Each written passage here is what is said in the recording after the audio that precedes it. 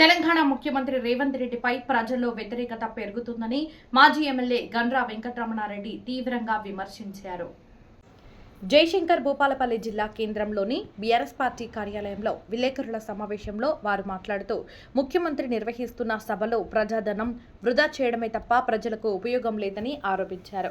వచ్చే ఎన్నికల్లో కాంగ్రెస్ పార్టీ ఘోర పరాజయం పాలవుతుందని, కొడంగల్ నియోజకవర్గంలో రేవంత్ రెడ్డి డిపాజిట్ గల్లంతు అవుతుందని ఎద్దేవా చేశారు.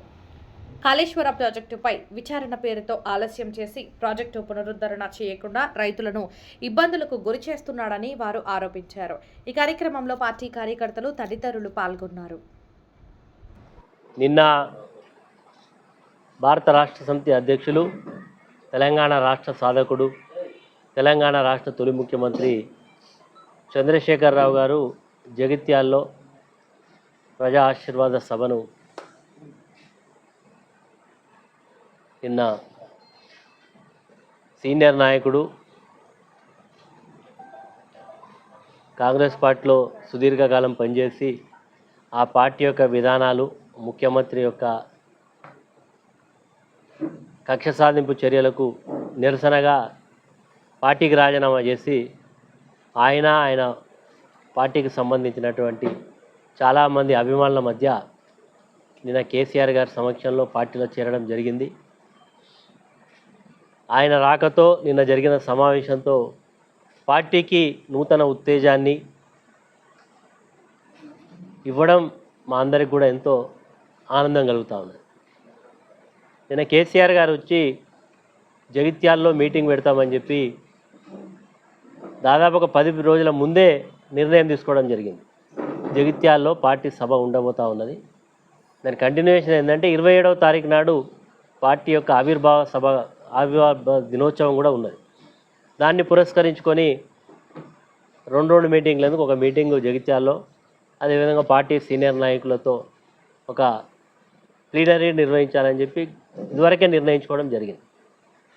ఎప్పుడైతే మేము జగిత్యాల్లో మీటింగ్ పెడతామని చెప్పిన సందర్భంలో ముఖ్యమంత్రి ఆయన పోటీ సభ నిన్న పెట్టడం జరిగింది. అది కూడా పూర్వ కరీంనగర్ జిల్లాలో భాగమైనటువంటి కాటారంలో పెట్టి ముఖ్యమంత్రి గారికి జిల్లాకు ఈ ప్రాంతానికి రావడం కొత్త ఏం కాదు.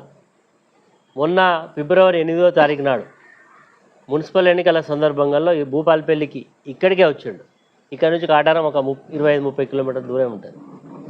ఇక్కడికి వచ్చి కూడా చాలా పెద్ద పెద్ద మాటలు మాట్లాడు. ఇక అసలు ఆయన మాటలకు అంతు పొంతు లేదు. ఆయన మొత్తం సత్యశీలుడైనట్టు, ఆయన పుట్టిందే ధర్మం కొరకు అన్నట్టు మాట్లాడుతూ మిగతా వాళ్ళందరూ కూడా పనికిరాని వాళ్ళు అన్నట్టు మాట్లాడుతూ ఉన్నారు. అయ్యా రేవంత్ రెడ్డి గారు, మీరు యాక్సిడెంటల్ ముఖ్యమంత్రి. ఈ రాష్ట్రానికి అనుకోకుండా జరిగినటువంటి ఒక పరిణామాల్లో యాక్సిడెంటల్గా నువ్వు ముఖ్యమంత్రి అయినావు. కాంగ్రెస్ పార్టీలో అవకాశం వచ్చినా నీకంటే చాలామంది సీనియర్లు ఉన్నారు, వాళ్ళందరూ కాదని నీ అంత అబద్ధాలను చెప్పడంలో దిట్టగా వాళ్ళు లేకపోవచ్చు. నీలాగా చెప్పుకుంటా తొక్కుకుంటా వచ్చిన నీలాగా తొక్కుకుంటూ వచ్చే స్వభావం లేకపోవచ్చు. కాబట్టి నువ్వు ముఖ్యమంత్రి అయి ఉండొచ్చు. ముఖ్యమంత్రి అయితే ముఖ్యమంత్రి యొక్క బాధ్యత ఏంది? ముఖ్యమంత్రి పదవి వచ్చినప్పుడు ప్రజలకు వాగ్దానాలు చేసి ఆ రోజు 6 గ్యారెంటీలు 420 హామీలు ఇచ్చి ప్రజలకు ఒక విశ్వాసం కలిగిస్తే ఈరోజు ప్రజలు మిమ్మల్ని నమ్మి ఓట్లేసినందుకు మీరు చేయాల్సిన పని ఏంది? హామీలు అమలు చేయాలి. గత ప్రభుత్వానికంటే భిన్నంగా నీ యొక్క పరిపాలన ఉండాలి. నీ యొక్క మార్కు ఈరోజు రాష్ట్ర ప్రజల మీద కనబడాలి. ఏముంది నీ యొక్క మార్కు? ఏం మార్క్ అంటే, కేసీఆర్ గారు ముఖ్యమంత్రి ఉన్నప్పుడు యాసంగి నాట్లేసే కంటే ముందు పైసలు పడేది. నువ్వు వచ్చినాక ఏమైందంటే ఫిబ్రవరిలో ఇక్కడికి వచ్చి చెప్పిండు, ఎలక్షన్లు కాగానే నీకు రేపే పడతాయి రైతు బంధు పైసలు అన్నాడు. మొన్న ఒక్కొక్క ఎకరానికి వేసిండు 6,000 రూపాయలు. ఇక మళ్ళీ నిన్న మీటింగ్ పెట్టిండు. నేను అనుకున్నా నిన్న మీటింగ్తో మొత్తం అందరికీ ఎత్తడం అనుకుంటే మళ్ళీ నిన్న 2,000 కోట్ల రూపాయల చిల్లర వేస్తా అని చెప్తాను. ఇక దానికి పెద్ద ఆర్భాటం, మొత్తం ప్రజాధనం ఎట్లా దుర్వినియోగం అంటే ఊరూరికి బస్సులు పంపిళ్ళు, మా మహిళా సోదరి మళ్ళ మీద హుకుం జారీ చేసిండ్రు. ఎక్కాల బస్సులు ఎక్కకపోతే మీ సంగతి చెప్తామని చెప్పి వాళ్ళ మీద ఒత్తిడి పెట్టిళ్ళు. కానీ మొత్తం కూడా బస్సులలో ఎక్కిన జనం చూస్తే పెద్దగా ఆసక్తి ఎవరు చూపెట్టలే. ముఖ్యమంత్రి ఎంతసేపు జోష్గా ఎంత గట్టిగా మాట్లాడినా ప్రతిస్పందన వస్తలేదు. అయిపోయింది. ముఖ్యమంత్రి పట్ల ఈ ప్రభుత్వం యొక్క పనితీరు పట్ల ప్రజలకు విశ్వాసం అనేది పూర్తిగా పోయింది. కాబట్టే ఈరోజు చాలా గట్టిగా చెప్తా ఉన్నాడు, ఇచ్చినటువంటి పరిపాలన సమయాన్ని చక్కగా పరిపాలన చేయకుండా వచ్చేది మళ్ళా వచ్చేది నేనే అంటే నువ్వు అనుకొని నేను అనుకుంటా కాదు, ప్రజలు అనుకోవాలి.